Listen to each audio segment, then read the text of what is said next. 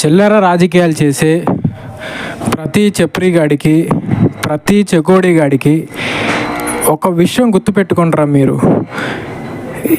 మీరు ఆఫీసులో ఎన్ని చిల్లర వేషాలు వేసినా, ఎన్ని పనికి మాలిన రాజకీయాలు చేసినా ఏదో ఒక రోజు మీరు కూడా మాలాగా బయటికి రావాల్సిందే తప్ప ఎవ్వడూ అక్కడ ఉండడానికి అవకాశం అనేది లేదు. నా ప్లేస్లో ఇంకోటి వస్తాడు, నీ ప్లేస్లో ఇంకోటి వస్తాడు.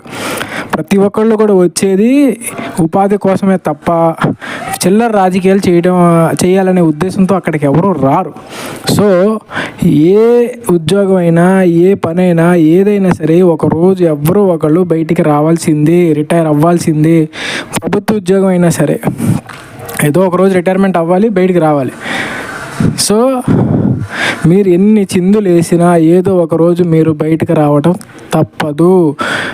మీరు ఒక మంచోడినో లేకపోతే ఒక టాలెంట్ ఉన్నవాడినో మీరు చిల్లర రాజకీయాలు చేసి వాడిని ఎలాగన్నా బయటికి పంపించారు అనుకోండి, వాడు ఎలానే బతికేస్తాడు. కానీ మీరు అలా బతకగలరా?